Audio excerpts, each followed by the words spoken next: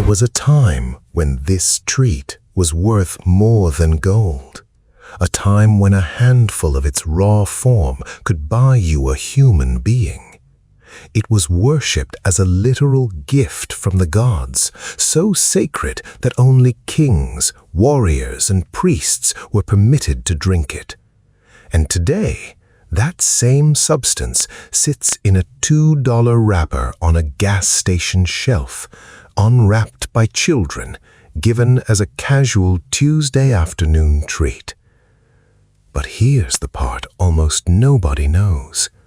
The story you've probably heard about where chocolate comes from is wrong by nearly 2,000 years, and the uncomfortable truth about who still pays the real price for it right now in your kitchen cabinet might be the most important thing you learn today. So, let's find out how something this small became something this complicated. For decades, the story historians told began in one place, Mesoamerica, home to the Olmec, the Maya, and later the Aztec, credited as the civilizations who first discovered how to turn the fruit of a tropical tree into something worth drinking. That story isn't false exactly, it's just incomplete, and until recently, everyone was missing the actual beginning. In 2018, a team of archaeologists working at a site called Santa Ana la Florida, deep in the highlands of southeastern Ecuador, made a discovery that rewrote the timeline entirely. Inside ancient pottery vessels, they found starch grains, chemical traces of a compound called theobromine, and fragments of ancient DNA, all belonging to the cacao tree. The pottery dated back roughly 5,300 years to around 3,300 BCE. That's older than the pyramids of Giza, older than Stonehenge, and it places the earliest known relationship between humans and cacao not in Mesoamerica, but in the upper Amazon, among a little-known culture called the Mayo-Chinchipe, roughly 1,500 years before anyone in Mesoamerica had ever tasted it. Genetic studies back this up. Wild cacao trees show their greatest diversity in the rainforests of the Amazon basin, strong evidence that this is where the species truly originated, long before it ever traveled north. Nobody is entirely sure how it made that journey, whether through slow trade along ancient river and coastal routes, or through generations of people simply carrying seedlings from village to village. But sometime around 1900 BCE, cacao arrived in Mesoamerica, and that's where its story, as most people know it, actually begins.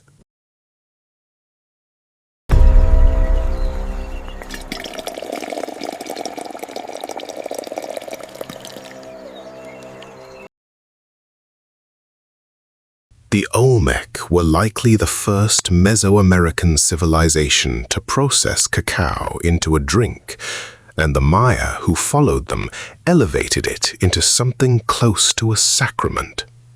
Maya art shows kings and gods alike holding vessels of chocolate. Their word for it, roughly cacao, would eventually evolve into the word we use today.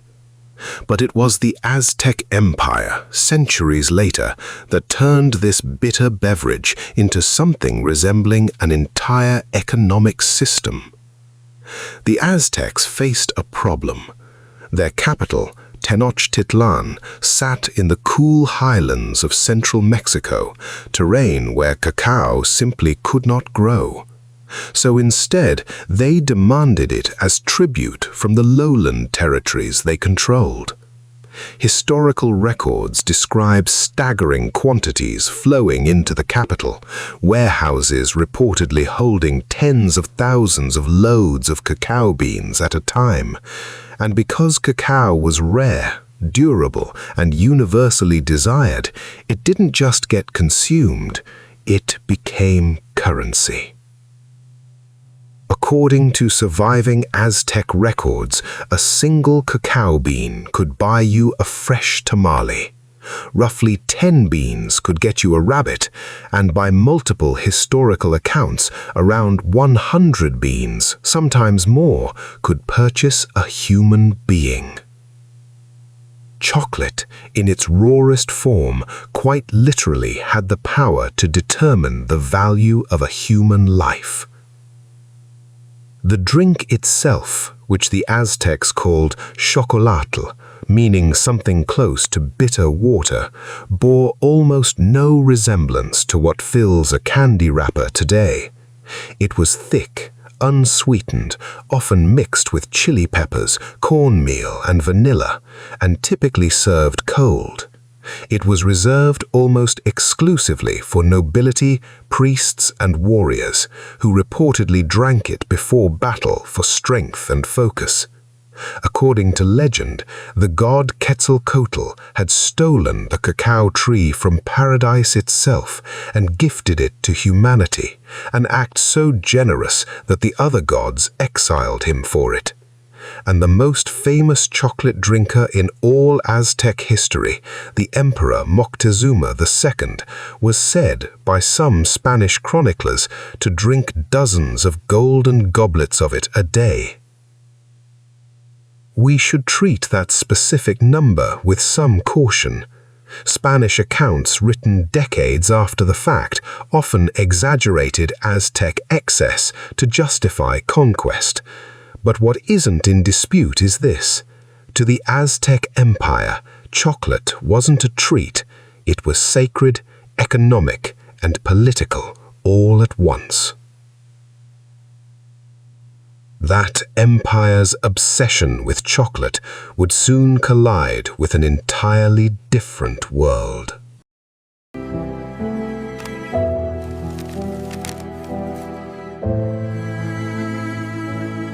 When Hernán Cortés and his soldiers arrived at Moctezuma's court in 1519, they were offered this strange, bitter drink as a mark of honor. Most of the Spanish reportedly hated it, but Cortés understood something more valuable than the taste. He understood that the Aztecs treated cacao as more precious than gold, and he made sure ships loaded with beans and the knowledge of how to prepare them made their way back to Spain. Once in Europe, Spanish colonists solved the taste problem the way most difficult foreign flavors eventually get solved. They added sugar. Cane sugar, cinnamon, and vanilla transformed the harsh Mesoamerican drink into something the Spanish court found genuinely irresistible. And then, for almost 100 years, Spain simply kept it to themselves. Chocolate remained largely confined to the Spanish elite and clergy for decades, guarded almost like a state secret. A monopoly Spain had no interest in sharing with rival European powers. It wasn't until 1615, when a Spanish princess named Anne of Austria crossed into France to marry King Louis XIII, that chocolate finally slipped its Spanish borders, arriving at the French court and quickly becoming a fixture of royal life at Versailles.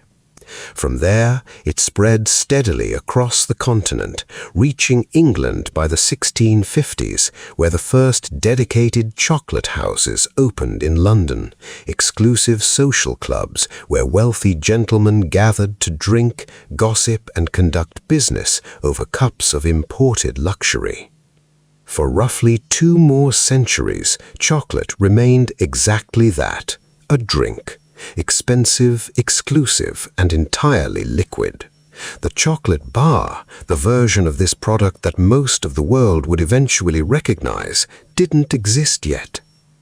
That changed because of a Dutch chemist and a British Quaker family.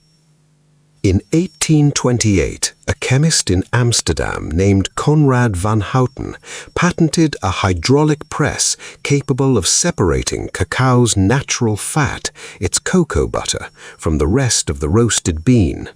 What remained behind was a fine, treatable powder, easier to dissolve, easier to sweeten, and dramatically cheaper to produce at scale. It was the single most important technical breakthrough in chocolate's entire history, and it set the stage for the next transformation. Nearly 2 decades later, in 1847, the British chocolate company J.S. Fry & Sons, run by a Quaker family with deep, publicly stated ethical convictions, discovered that mixing that separated cocoa butter back into Van Houten's powder, along with sugar, created a moldable paste that could be poured into a shape and allowed to harden. The result was the world's first true chocolate bar, something you could hold in your hand, break apart and eat rather than drink from a cup. See the consistency now? Yes, perhaps a little more of the powder.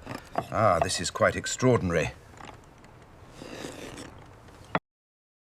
The pace of innovation only accelerated from there. In the 1870s, a Swiss chocolatier named Daniel Peter, working alongside his neighbor Henry Nestle, figured out how to successfully combine chocolate with powdered milk, creating the first milk chocolate. A few years later, another Swiss innovator named Rudolf Lindt developed a process called conching, hours of continuous grinding and aerating that finally gave chocolate its smooth, glossy, satisfying snap. Within a single century, chocolate had traveled from a bitter, sacred royal drink to an affordable, mass-produced treat sold in shops across Europe and soon after, the world. If you've made it this far and you're finding this as fascinating as I am, this is a good moment to hit subscribe, because the final chapter of this story is where chocolate's history stops being a museum piece and starts being something happening in the world right now. Here's an uncomfortable detail worth sitting with. The very Quaker family who invented the modern chocolate bar, the Fry family, were known for boycotting cacao sourced from regions where working conditions resembled slavery. That's a remarkable thing to read, because it means the people who industrialized chocolate were already aware in the 1800s that its supply chain carried a serious ethical problem. And nearly 200 years later, that problem hasn't gone away. In many ways, it's gotten worse. Today, roughly 70% of the entire world's cacao supply comes from just 2 countries in West Africa, Côte d'Ivoire and Ghana. And multiple large-scale investigations, including a landmark study conducted by researchers at the University of Chicago, have documented that more than 2 million children work on cocoa farms across those 2 countries, many of them engaged in what investigators classify as hazardous labor, using sharp tools, carrying loads far too heavy for their bodies, and in a documented number of cases working under conditions of outright forced labor and trafficking. In 2001, the world's largest chocolate companies signed an agreement called the Harkin-Engel Protocol, publicly pledging to eliminate the worst forms of child labor from their cocoa supply chains by 2005. That deadline has since been pushed back again and again, to 2008, then 2010, then 2020, and now 2025. While some independent researchers report that the actual proportion of children working in hazardous conditions has, if anything, increased since the pledge was first made. Meanwhile, the farmers actually growing the cocoa that fuels a global industry worth tens of billions of dollars often earn less than $1 a day. receiving, by some estimates, as little as 6% of what a chocolate bar eventually sells for on a store shelf. Sit with that for a moment, next to everything else we've covered. A civilization once used cacao beans to literally purchase human beings. Centuries later, in an industry built entirely around that same plant, some of the human beings actually producing it are children working in hazardous, sometimes forced conditions to supply a product that will ultimately sell for 100 times what those children or their families will ever see in return. So, here is where this leaves us. Chocolate's real origin story begins not with the Aztecs, but with a little-known culture in the Ecuadorian Amazon 5,000 years ago. It became sacred currency in one of history's great empires, powerful enough to price a human life. It crossed an ocean, was guarded as a secret by an empire desperate to protect its monopoly, and ultimately transformed by industrial chemistry into the smooth, affordable bar sitting in nearly every store on the planet. And underneath all of that transformation, from ancient tribute to modern candy aisle, a difficult, largely invisible thread has never fully disappeared. The people actually growing this plant have, across 5,000 years, rarely been the ones who benefited most from its value. What we know for certain is written in archaeological data, colonial trade records, patent filings, and modern labor investigations conducted by universities and governments. What remains far murkier is how many of us, buying a chocolate bar without a second thought, have any real sense of that history at all. So, the next time you unwrap something this small, this sweet, and this ordinary, it might be worth remembering that you're holding one of the oldest and most complicated relationships in human history. One that has meant currency, divinity, secrecy, industry, and, for millions of people right now, an unresolved question about who really pays the cost of something that costs you $2. If this is the kind of history you want more of, tell me in the comments which everyday thing you want uncovered next, and subscribe so the next one finds you.